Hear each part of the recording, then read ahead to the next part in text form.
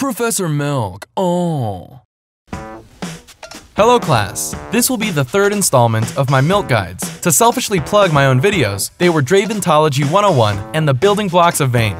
If you're interested at all in mastering those champions, I highly suggest you check them out. Now, to preface this guide, I must warn you that Katarina is a very difficult champion to play, and even harder to master. So, before you dive in to learn this knife-throwing, assassin mage, kill-securing, sinister blade bitch, you have to be ready to commit about 400 to 500 hours, or about 1,420 games of Katarina, before you'd even be considered a greenhorn. Greenhorn, our first term. A noun, a person who is new to or inexperienced at a particular activity. A newcomer, commonly translated into the League of Legends colloquial as a dumbass, useless, or noob. From the Latin root trash can. This will be on the test. Thank you for joining me in Katarina, the Guide to Mastery. I'm Professor Milk. Let's get started. This will be a completely free-to-play guide, so we won't be using any of the skins that offer bonus AP per level. But if you do want to shell out some coin for a skin, I highly suggest getting Warring Kingdoms, because it offers the best late-game stats. I don't want to waste your time going over all of her spells because we know what they do.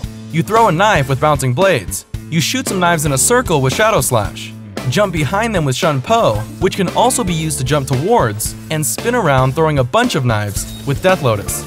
Now let's get into the real meat of this hero. Katarina's E offers high mobility, but at a very high cost. When you watch Scar's stream, you'll notice he buys a lot of wards to ward jump to. That's his first mistake, because every time you ward jump, that's 75 gold down the drain. Even if you stay above average on CS for a Katarina player, 25 per 10 minutes isn't enough to cover the cost of wards, plus items you need for your build. You can remedy this by getting a Sightstone pre-level 9, then sell it for a greater stealth totem later on. It will save you money and let you buy the items you need. I typically keybind my wards to F12 or the plus sign on my number pad for easier access. Through the power of wards, you can make some pretty cool plays that will cause all silver or lower ranked players to E-Jack on sight. E-Jack, our second term. A verb, the video game equivalent of an orgasm, achieved by witnessing a high-level, mechanically proficient play. From the Latin root, oh. A delusion a lot of players have about Katarina is that she's easy to play because you just mash her buttons. Let's take a look. As you can see here, all of these plays are calculated, controlled, and executed perfectly by a well-seasoned, veteran Katarina player like myself. I know it all looks like a scary mess of mechanics that you can't really understand, but it will all come together for you eventually. I promise. Don't settle with an easy-to-play champion. Play someone that takes skill. Play Katarina. Outplayed, outplayed, outplayed, and outplayed. Magi's. All old-school cat mains will know that Moby's Magi's is the core build. Magi's to snowball, and Moby's to harvest the stacks faster. But let's go more in-depth. We call this net stacks. Getting a kill is obviously a net gain, but depending on how many stacks you have, getting kills and dying can still result in a net gain. Most players commonly refer to this as worth. A net loss can happen when you die, or even when you get a few kills and die, if you started with a lot of stacks. A stack equilibrium may occur when you get kills, then die, resulting in the original value. This may be a bit confusing, so I made a chart to clearly explain it. If you need further instruction, I'll be giving a live webinar after my mom gets home. My AIM screen name is XX, the one who milks XX. Feel free to add me. Please note, if you are above Diamond 1 16 LP, you can attempt double stacking with Magi's and Sword of the Occult, as Katarina has excellent AD ratios on her ult and W. We call this milking the cow with two hands. But someone a lot less skilled like yourself can't rely on Magi's and Occult stacks to guarantee damage stacking, which is why I crafted a greenhorn friendly build that anyone can try. Now, let's take a look at all the potential Katarina builds.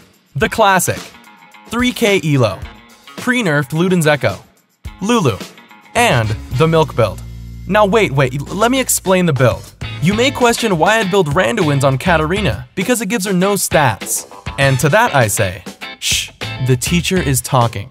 Since everyone runs Teleport Smite now, even in Korea, since the changes to the jungle item, you don't have to worry about people flashing away from your Death Lotus anymore. But you do have to worry about people running away from it, because except for your W, you have 0 CC in your kit. Well, the Milk build fixes that. It's a fully slowing build. Let me explain the combo. First, you're gonna want to one-pump those spookies. Walk up to your flashless target and Bork Gunblade him. You will then Shun Po auto to apply the Frosty Fist, tap that Randuin's, Q for the single target Rylai slow, then start spinning and apply Ignite. It's a very easy combo that will turn your opponent's legs into a soupy, runny oatmeal. And if you're playing Katarina support, simply switch out the spooks for a Frosty Queen's Clam, and the build will fundamentally work the same way. Make sure you try this build in Ranked. A fun fact about Randuins that most people don't know is that the slow duration actually scales with your resistances, which brings us to runes and masteries. Masteries are pretty straightforward. Just make sure you take enchanted armor for the bonus resistances. For runes, it's pretty standard.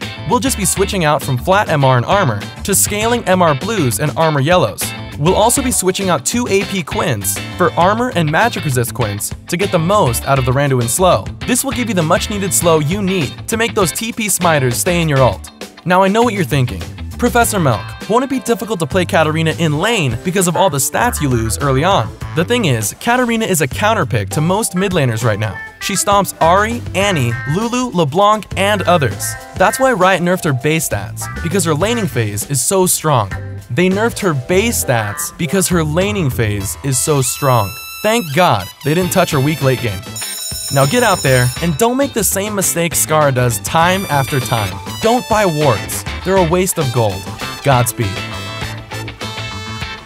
Professor Milk, oh.